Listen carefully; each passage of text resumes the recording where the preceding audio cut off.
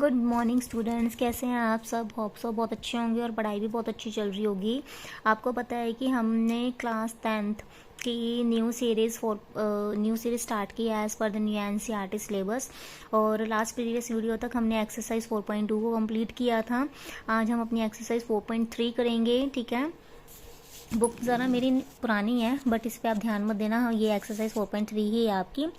तो without wasting the time, first question है अपने पास, find the nature of the roots of the following quadratic equations, if real roots exist then find them. ठीक है, तो सबसे पहले इसको समझने से पहले हमने नेचर ऑफ द रूट्स को अंडरस्टैंड करना है।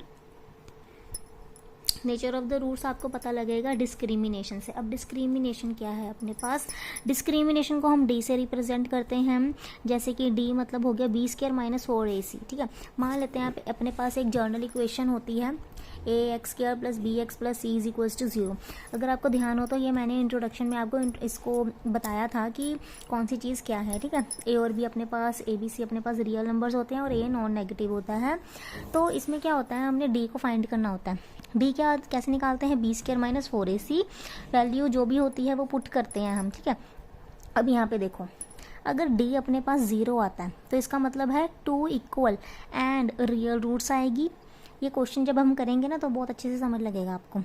अगर डी ग्रेटर देन 0 आता है तो इसका मतलब होता है 2 रियल एंड डिस्टिंक्ट रूट आएगी। ध्यान रखना 2 रूट्स ही आएंगी क्योंकि हम क्वाड्रेटिक कर रहे हैं ना, और उसमें हाईएस्ट पावर 2 होती है। अगर लेस देन 0 है तो नो रियल रूट एग्जिस्ट। ठीक है, तो यहाँ तक हम स्टॉप कर देंगे। अगर अपने पास ये दो कंडीशन होल्ड होती है तो उसके बाद हमने ये वाला फॉर्मूला, क्वाड्रेटिक फॉर्मूला अप्लाई करना है। जैसे कि x is equals to minus b plus minus root d upon 2a। Done. अब मान लेते हैं कि अपने पास इक्वेशन है। ठीक है, अब मैं एक आपको क्वेश्चन करके दिखाती हूँ, आपको अच्छे से समझ लगेगा उसमें। बच्चों ये आपके पास 4.3 एक्सरसाइज का क्वेश्चन नंबर 1 का फर्स्ट पार्ट है। अब इसमें देखो, ये अपने पास क्वाड्रेटिक इक्वेशन दी हुई है। तो सबसे पहले हमने इसका नेचर फाइंड करना है। मान लेते हैं ये अपने पास a है, ये b है और ये c है। अब हम क्या करेंगे, डी फाइंड करेंगे। डी क्या होता है, बी स्क्वायर माइनस 4ac। लेकिन इससे पहले, फाइंड करने से पहले हमने ये देखना है कि हमारी इक्वेशन प्रॉपर अरेंज है या नहीं है। ठीक है, अरेंजमेंट कैसे, पहले एक्स स्क्वायर की टर्म, फिर एक्स की, फिर कांस्टेंट टर्म। उसके बाद देखो अपने पास यहाँ पे देखो a की वैल्यू कितनी है 2, b की वैल्यू कितनी है -3 और c की वैल्यू है 5। तो ध्यान रखना, साइन ज़रूर लेना है आपने। तो b की वैल्यू है -3, 4, a की वैल्यू 2 है और c की वैल्यू है 5। Then solve it. ये अपने पास आ रहा है -31 विच इज़ लेस देन 0, और मैंने कहा था लेस देन 0 होगा तो अपने पास रियल रूट्स एग्जिस्ट नहीं करती। No real roots exist. तो यहाँ तक आपका आंसर आ जाएगा। ठीक है, इसके बाद सॉल्व करने की ज़रूरत नहीं है। सेकंड पार्ट देखते हैं। अब सेकंड पार्ट में अपने पास a की वैल्यू दी है 3, b है -4√3 और c है 4। तो अपने पास d क्या आ जाएगा, b square minus 4ac। b की वैल्यू पुट करनी है। ठीक है, जैसे दिए हुए फॉर्मूले के अंदर। अब यहाँ पे देखो, माइनस माइनस तो प्लस हो जाएगा। 4√3 को सॉल्व करना है। 4√3 4 4 सा तो हो गया 16, √3 हो जाएगा 3। तो 4 3 ज़ा 48 माइनस 4 4 ज़ा 16, 16 इंटू 3 48। तो ये भी अपना आ गया 0। अब ये तो आ गया d की वैल्यू अपने पास 0। तो इस केस में क्या होता था अपने पास, 2 real and equal roots exist. यही पढ़ा था हमने, ध्यान दिया हो तो। देखो यहाँ पे 0 हो तो 2 equal and real root exist करेंगे। ठीक है, अब देखो कैसे, हमने एक फॉर्मूला किया था, x is equals to minus b plus minus root d upon 2a। b की वैल्यू कितनी है यहाँ पे अपनी, कितनी है -4√3 प्लस माइनस d तो 0 ही है, 2 इंटू a कितना है 3।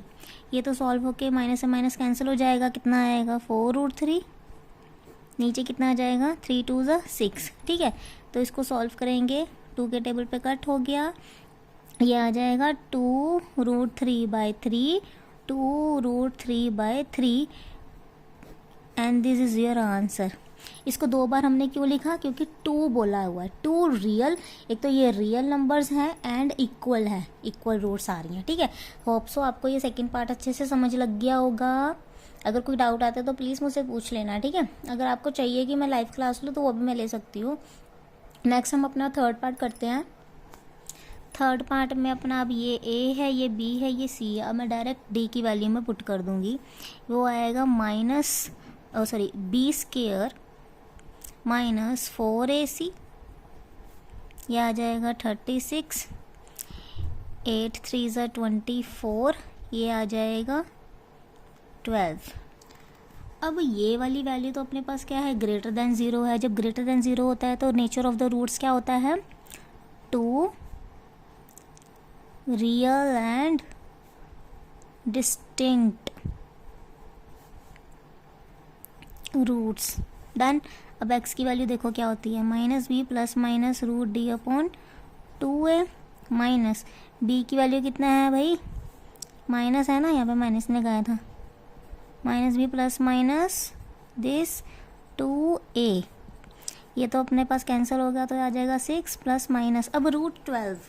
अब √12 को हम क्या लिख सकते हैं, देखो एलसीएम लेते हैं हम अपना, कितना आएगा, 2 के टेबल में 2 6 2 3 3 1। अब देखो इसका रूट बन रहा है ना, तो ये तो अपने पास ऐसे आ गया, लेकिन इसका ये सिंगल है तो ये रूट के अंदर रहेगा, ठीक है। ये छोटी क्लास में सिखाते हैं। अब यहाँ पे क्या आ रहा है, 2 2 ज़ा 4।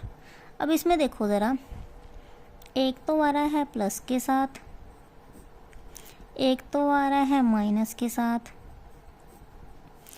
इन दोनों में से 2 कॉमन आ रहा है, बचेगा क्या, ये इसमें से कैंसिल होके इतना आ गया, इसमें से भी 2 कॉमन आ रहा है,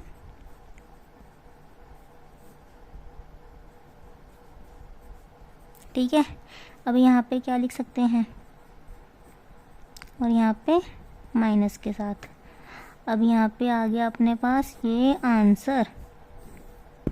अब यहाँ पे देखो क्या है लिखा हमने, 2 real and distinct, real numbers भी हैं और डिस्टिंक्ट मतलब अलग अलग भी हैं, साइन के साथ अलग हो रहे हैं ना ये, तो ये वाले रूट्स आ गए अपने, ठीक है। तो तीनों ही मैंने इस पार्ट्स के अकॉर्डिंग आपको बता दिए हैं कि एक लेस देन 0, इक्वल्स टू 0 और ग्रेटर देन 0 के साथ, ठीक है बच्चे।